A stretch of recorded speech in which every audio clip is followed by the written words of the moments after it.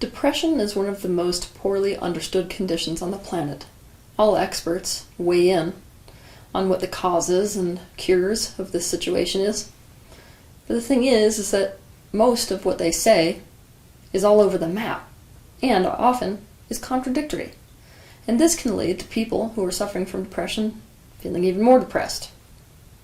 Before I get into this episode, because I'm going to weigh in on what actually is causing depression and how to cure it, I have to say that depression is not a character flaw. Depression is not a weakness, and it is not something that people should be ashamed of. What if I told you that you could understand depression if you understood a single sentence? I'm going to give you that sentence now, and I'm going to actually use the remainder of this episode to fully explain this in depth, as well as what to do about it. The sentence is this: there is a big difference between resisting futility and accepting futility.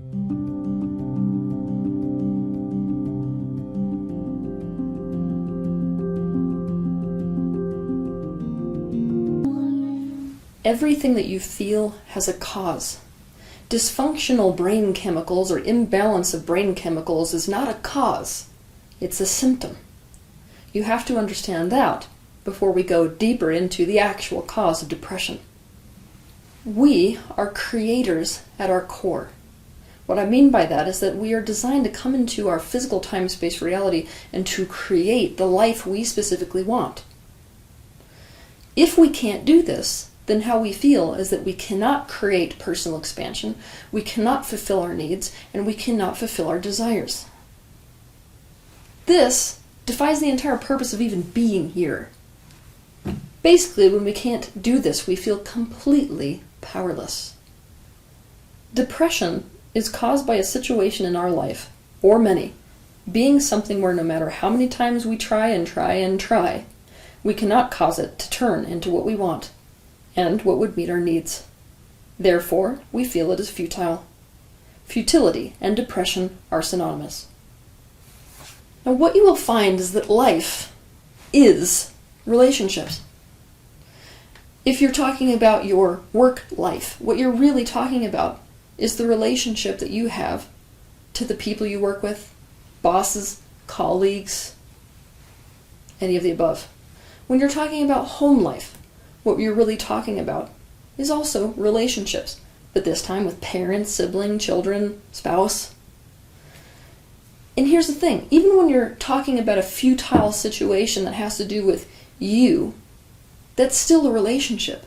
It's a relationship between two parts of you. I feel futility about the part of me that continues to behave in this way. It's still a relationship. So fundamentally, if we go even deeper and we drill this down to the root of the root, this is what depression is about. This futility of depression is that you perceive that in order for something to become what you want and need, you need cooperation from other people involved in the situation, or other parts of yourself, because you can't create it or change it by yourself, or despite yourself. But they will not collaborate and cooperate.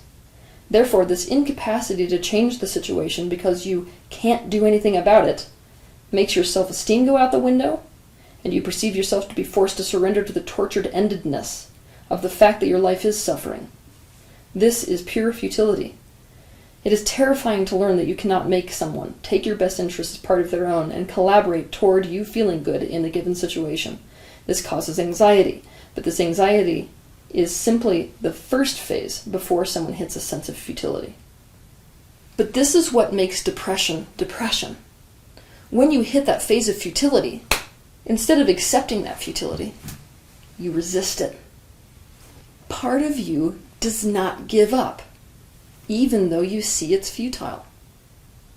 Now, what this does, because you're so heavily identified with that part that is so separated from what you really want and really need, is almost like you're not lost in the darkness, you are the darkness.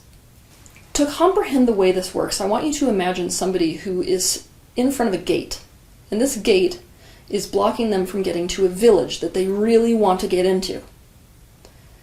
Now, this person will try every way that they can possibly try to get through this gate and into the village, until it dawns on them that it isn't happening. It's futile. At this point, they sit down. But what they do sitting down is they emotionally resist the fact that that gate is closed. Because in them there's actually a hope that even though it's completely out of their control, one day, maybe, it might happen. Basically, that suffering and darkness is just something you have to hang on through. Now, all of this is done as opposed to accepting the futility of the situation and going to find another village. What you have to see is that part of you is not willing to let go completely. You refuse to cut your losses. You're so tied to the images of how you need something to be that you won't give up on it.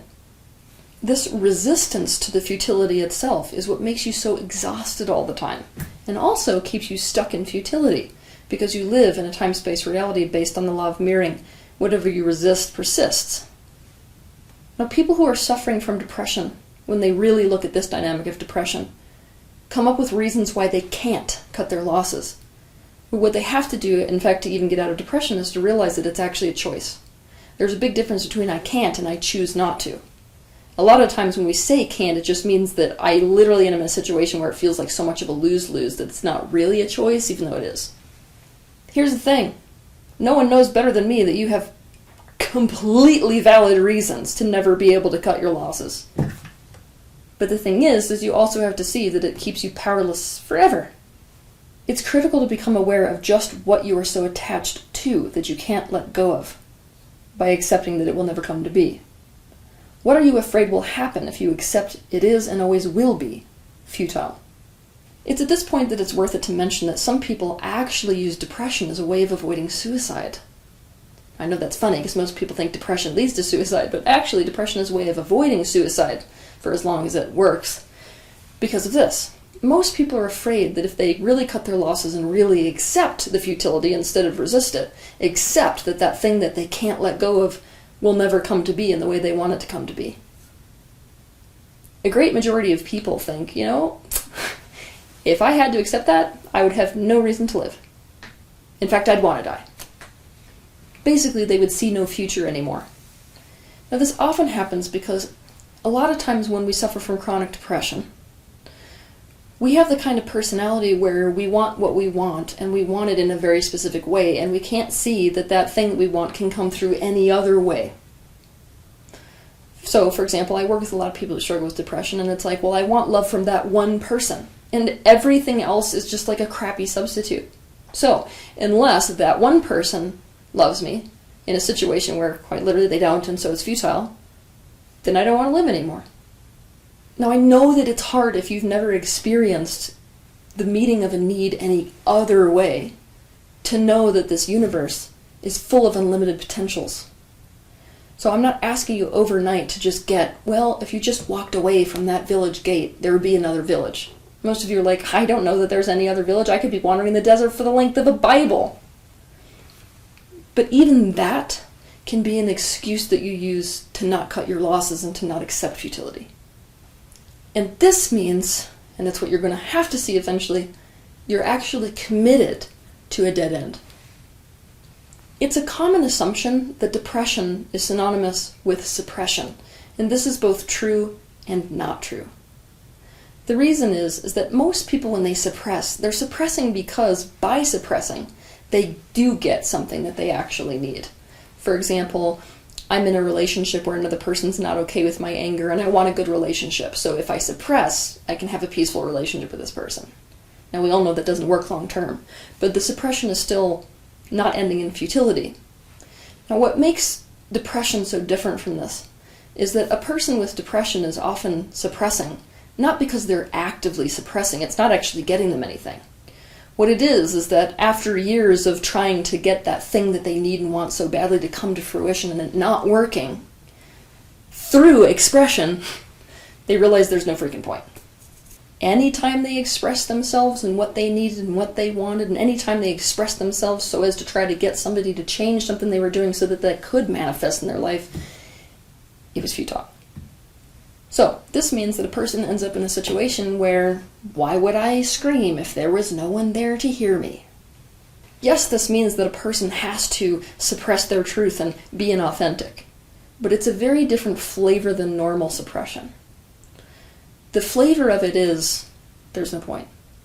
It's at this point that I have to explain that this is a reason why there's such a high rate of depression in childhood. Because childhood is actually prison. We don't like to look at it that way, but that's how it is. If you can't leave your childhood home unless someone rescues you from it, and most people aren't going to do that, because most people are going to recognize a home as being a loving home as long as certain needs are provided, then you're a captive. And your experience and your capacity to bring about what you desire is totally dependent upon your keepers. That means if you have a parent who is not willing to cooperate by helping the child line up with what they desire and need and want, that child is powerless. It is futile. Now here is where the spiral of depression gets even worse. Because if you are unwilling to accept that something is futile, so as to redirect your attention towards any other way to meet those needs and desires, then what you have to do is to stay in a situation that is futile. And to do that, you have to actually betray a part of yourself. So actually, it is this refusal to accept the futility of a given situation that causes an internal war to begin. Now, what do you know about betrayal? When one person betrays another person, isn't that person usually really, really angry? This is how this part of you actually feels. When you take an action to stay in a futile situation and betray it in ways to adapt to that futile situation, that part that is inside you wants you to frickin' die. Emotionally, it feels like self-digestion.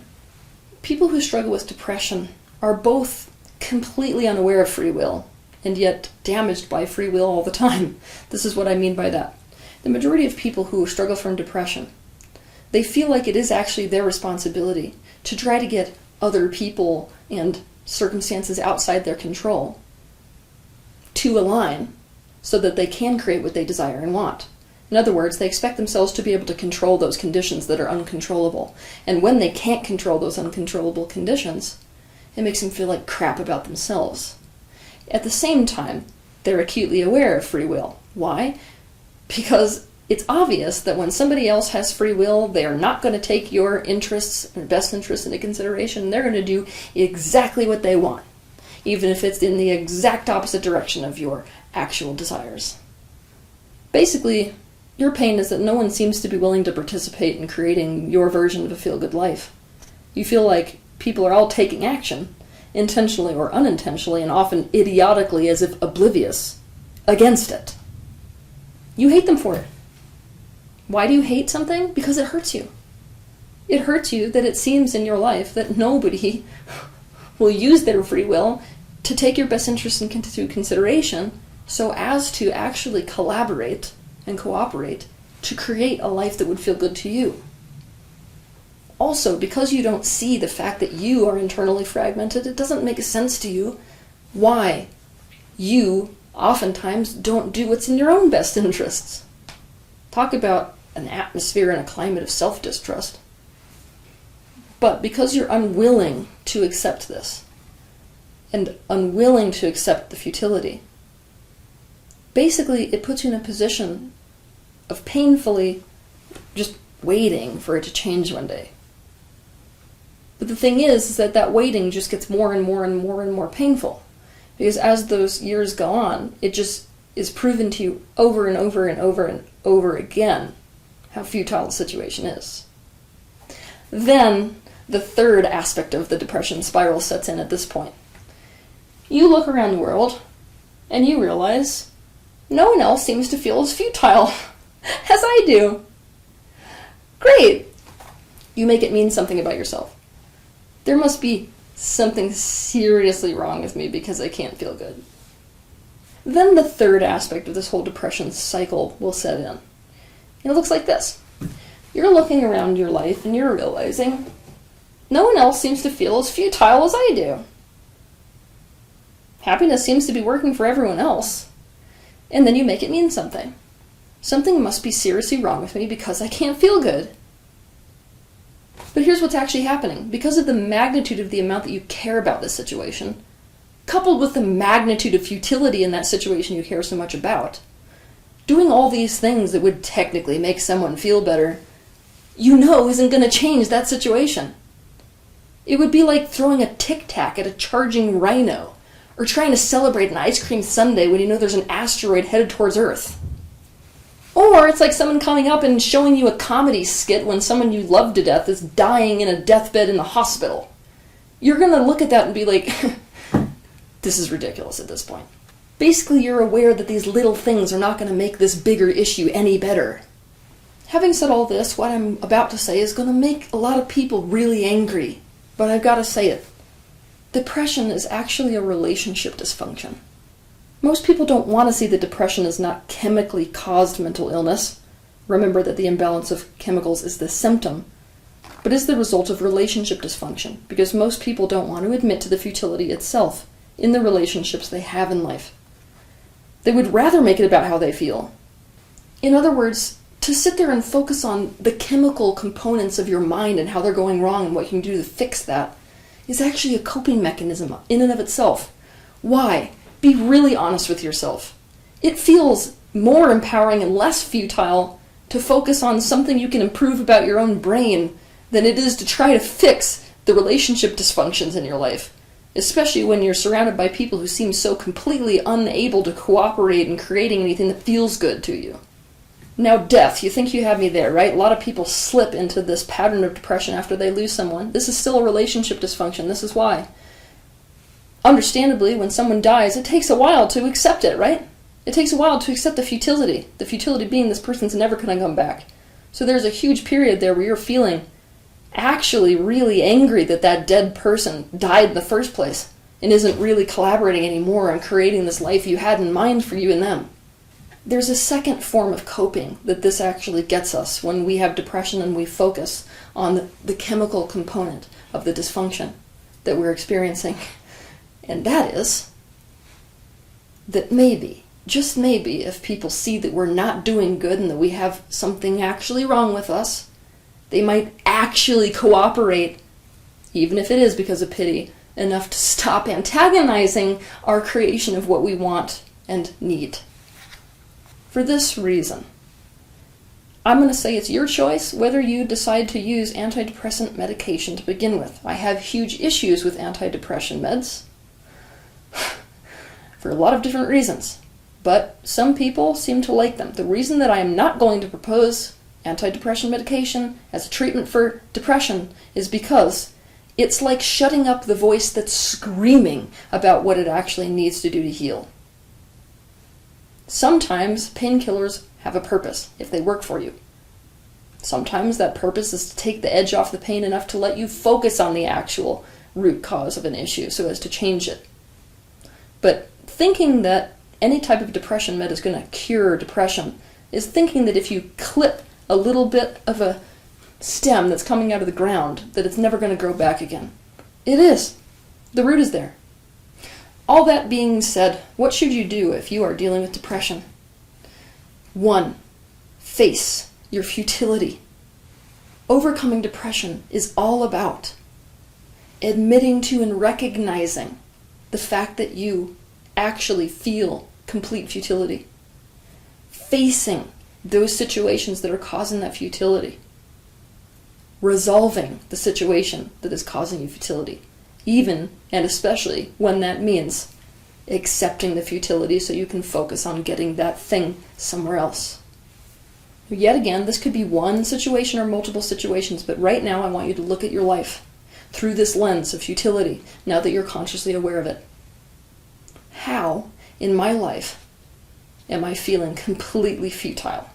People often never get out of depression because all of the strategies they use is to try to make a futile situation not futile, instead of accept that that situation is futile and trying to get those needs and desires met in some other way. Basically, they try to resolve things in all of the futility-resistant ways that they can possibly think of, instead of facing the fact that the Non-acceptance of the futility is the problem. This is also why fighting depression is the dumbest thing you can do. That's like resisting the resistance of the futility. 2. Do the completion process with the feeling of futility specifically. If you feel futility in your life and this is what's causing your depression, then it is about the futility in a current situation. But what you have to accept and see is that that futility in the current situation is in fact a repeat or reflection of a likewise scenario of futility that occurred in your childhood. This is a repetitive pattern. Obviously, we've got to resolve the root. So, I want you to learn the completion process. If you want to do this, my best suggestion is to pick up a copy of my book that is quite literally titled The Completion Process. And if you don't want to do it by yourself, if you want to be led through the process, you can find a practitioner to lead you through this process at thecompletionprocess.com. 3. You need to work directly with the part of you that resists the futility and refuses to cut your losses. This is the part that continues to keep you adapting to the futile situation in ways that are detrimental to you, and this sets up a pattern of self-hate and internal anger. Also, work with the part of you that is opposite of that one. You don't even need to know what that part is specifically. You can simply say, I choose with my free will to become the opposite part to the one that refuses to accept the futility and cut my losses, and allow yourself to really be overtaken by the energy of that part of yourself. To understand how to work with a fragment of your own consciousness like this, watch my video titled Fragmentation, the Worldwide Disease. Also, to increase the understanding about the internally focused anger that is created by this part of you, watch my video titled Bulldozing, the Way to Ruin Your Relationship with Yourself. 4. Having accepted the futility, you have got to find different ways to move forward, to get those needs and desires met in different ways that aren't dependent upon the futile elements of that situation. Do something new. Look for the options that you do have. We get so stuck and locked in depression because we are so focused on what isn't there and what isn't happening. The gate isn't opening. Instead of looking for a gate that's open. Resisting a futile situation puts you in a rut in life, and this is why it can be so beneficial if you're struggling from depression to just make a change. And I'll tell you something, the more drastic the change, the better. Depression is all about focusing on what you can't change and refusing to accept you can't change it, instead of focusing on something else or doing something else. So I want you to ask yourself this question. If I accepted that what I want is never, and I mean never, going to happen, what would I do then or instead? I know you've heard about this type of scenario before. It's this thing. If you stop focusing on the door that's closed, only then do you see one of the windows that's open. It may be hard for you to believe that your needs and desires can be met in any other situation, or even that any other situation actually exists. For this reason, I want you to watch my video titled The Zebra in the Watering Hole. Also, I want you to watch my video titled How to Meet Your Unmet Needs. 5. You must develop safe relationships. Depression is first and foremost relationship dysfunction. Dysfunction in terms of your relationship with people in your external life, in any sector of life, and relationship dysfunction between your internal parts. The specific dysfunction here is that because of the lack of collaboration, you find it very hard to create the life you want. Most specifically, it is powerlessness and unsafety when no one will be an ally to the creating of the life you desire and need. This means you need to go to places where people see, hear, feel, and understand you. You need to heal the trauma of no one choosing to align with you, so as to participate in what you wanted and needed to create for your own happiness. But this is part of accepting the futility. To do this, you have got to stop trying to get people who have no interest in doing this with you to do this with you. For this reason, one of the most important videos you will ever watch is a video that I did called How to Create a Safe Relationship. Also, depression is an intensely isolating experience for so many different reasons. A, because it was set up by that relationship dysfunction to begin with. B, because the more you see how unhappy you are versus how happy everyone else is, the more alone you feel. And C, it makes you isolate. For this reason, I want you to pick up a copy of my book that is called The Anatomy of Loneliness. This book breaks down what the actual elements of loneliness are, what is causing it, and how to go from a state of loneliness to a state of connection. 6. The more little things you can do to have control over your life so you feel like you can create a life that is a mirror and match to your desires and needs, the better. Now, this is where most people go wrong with it, because the majority of advice that people give, or tips for how to cure depression, are done to try to make you feel better. Stop actually focusing on trying to feel better. Instead, start trying to focus on what makes you feel a little bit more empowered, a little bit less powerless, a little bit more capable of doing things and being in situations where your needs will be met instead of situations that cause futility. Now, the majority of advice that people give for how to overcome depression actually fit into this category. It's just you have to look at them in this different way. Instead of this being a little thing that I'm doing to try to make myself feel good, let it be a little thing that I'm doing so as to feel like I have a little bit more control instead of futility in terms of creating what I want. I'll give you some suggestions of what this might look like. Eating foods that make you specifically feel good, especially mood-boosting foods. Spending time with animals, getting a massage or other form of touch.